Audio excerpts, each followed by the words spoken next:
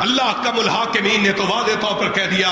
اور تمہیں کس بات کا ڈر ہے, کس بات کا خوف ہے, کس بات کا تمہارے دلوں کے اندر گھبراہٹ ہے کہ میں نے تمہیں پیدا کیا. وَمَا خَلَقْتُ الْجِنَّ وَالْإِنسَ إِلَّا لِيَعْبُدُونِ. اپنے دل و دماغ میں بٹھا لو, اور میں نے ہی تم کو پیدا کیا ہے. پیدا کرنے کا مقصد صرف یہی ہے, میری عبادت, میری عبادت. تم میری عبادت پہ لگ جاؤ. اللہ کم الحاکمین ایک مقام پہ اور بیان کرتے ہیں, الذی خلق الموت والحیات لیبلوکم ایکم احسن عملا. یہ باتیں سمجھانے کے لیے ہے, انسان کو حوصلہ دینے کے لیے ہے, اور اس کو اندر دل کے اندر سے رب کا ڈر اور خوف رکھنے کے حوالے سے ہے. اللہ نے کہا موت و حیات کا میں مالک ہوں.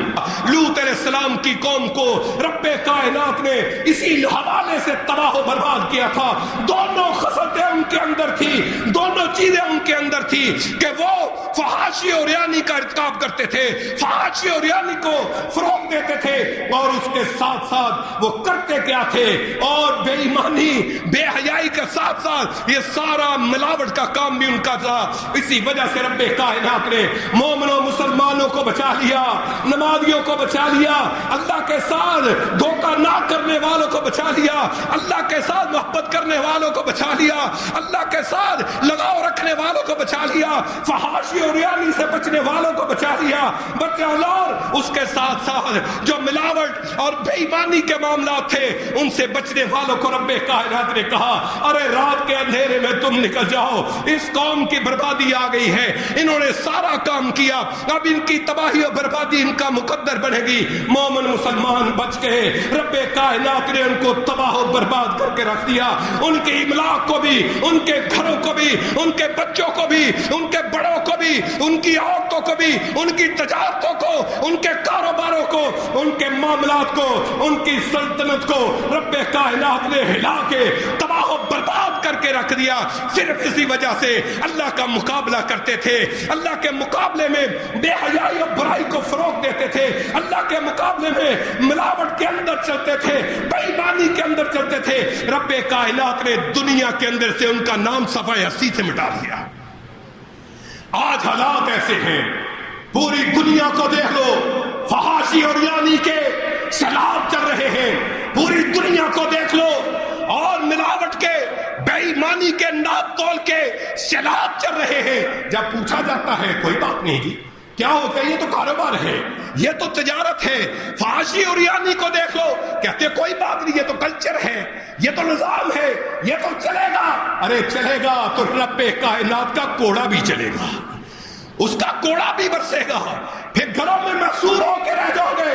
آج کیا چوری کا ڈالی, آج کیا ڈاکہ ڈالا, آج کیا مقابلہ کیا, آج کیوں ساری امت منہ چھپائے پھرتی ہے, آج کیوں ساری انسانیت منہ چھپائے پھرتی ہے. کہنے والے نے کیا خوب کہا, ارے کیا تم نے ڈاکہ ڈال لیا ہے, کیا تم نے چوری کر لی ہے, کس سے منہ چھپائے پھرتے ہو. عورتوں کو منہ چھپانے کا تو رب کائنات نے کہا تھا, لیکن مرد کی منہ چھپائے پھرتے ہیں. ضرور کوئی گڑبڑ ہے, ضرور کوئی مسئلہ ہے, ضرور کسی نظام کو چلانے والے کے مقابلے میں تم آئے ہو, ضرور کسی کے نظام کے چلانے والے کے ساتھ تم نے عیاری اور مکاری کی ہے, چوری اور ڈاکہ ڈالا ہے. اس کے احکام کا, اس کے حدود کا, اس کے بتائے ہوئے مسائل کا, اس کے قرآن کے اوپر, اس کے محمد مصطفیٰ کے فرمان کے اوپر ضرور تم لوگوں نے ڈاکہ ڈالا ہے. ان ڈاکوں کی وجہ سے رب کائنات نے آج تم کو ذلیل و رسوا کر کے رکھ دیا.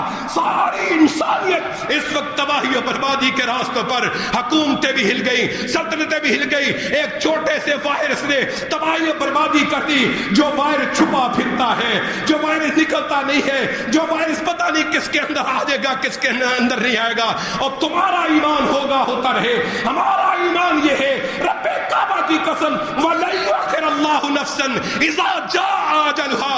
اور رب کائنات اس وقت تک اس کی اجل لائے گا ہی نہیں جب تک اس کا وقت نہیں آئے گا. یہ رب کائنات کا قرآن ہے. جتنے مرضی بیماریاں آ جائیں، جتنے مرضی مسائل آ جائیں، جتنے احتیاطیں کرنی چاہیے، معاملات دیکھنے چاہیے. احتیاطوں کے اوپر میرے آقا علیہ الصلوۃ والسلام نے فرمایا، بتلایا. تجاویز بھی دی، دعائیں بھی دی، سارا کچھ ہے، لیکن موت و حیات کا مالک ہے. الذی خلق الموت والحیات لیبلوکم ایکم احسن عملا. اللہ کہتا ہے موت و حیات کا مالک میں ہوں، اور تمہیں دیکھنا چاہتا ہوں. لیبلوکم، تمہیں میں دیکھنا چاہتا ہوں. لیبلوکم ایکم احسن عملا، اور تم میں سے اچھے عمل کون کرتا ہے. اللہ تو اس انتظار میں بیٹھا ہے، عرش پہ بیٹھا تمہاری ہر بات کو دیکھ رہا ہے. اللہ وہ ہے جو بڑا ہے، ساری کائنات سے بڑا ہے، مجھ سے بڑا ہے، آپ سے بڑا ہے. اللہ اکبر کا لفظ نمازوں کے اندر کتنا بولا جاتا، اذانوں کے اندر کتنا بولا جاتا. کئی دفعہ سارا دن تہجد سے لے کر عشاء تک جو شخص نمازیں پڑھتا ہے وہ اپنے اللہ اکبر کے کہنے کو گنتی میں رہا ہے. کئی مرتبہ، کئی 100 مرتبہ وہ اللہ اکبر کو پکارتا ہے. اللہ وہ ذات ہے، اللہ ہی بڑا ہے. اور میرے پیارے دوستو، اسی کے لیے عمل کرنے ہیں. اس کی بڑائی کو جاننے پہچاننے کی یہی معاملہ ہے کہ اس کی بڑائی کا جاننا کہ وہ بڑا ہے. اس بڑے کو سمجھ کر، بڑا سمجھ کر ہم نے اس کے عمل کرنے ہیں جو اس نے فرض کر دیے ہیں. یہی ہماری ڈیوٹی ہے، یہی ہماری تمنا بھی ہونی چاہیے، یہی ہماری آرزو بھی ہونی چاہیے، تاکہ بڑے کے آگے جھک کر بڑے کو ہم منا لیں. اس بڑے کو منانا ہی ہماری عقل مندی ہے. اگر اس کو نہ منایا، ہم سے بڑا بیوقوفی دنیا کے اندر کوئی نہیں ہے. اللہ اکبر، اللہ بڑا ہے.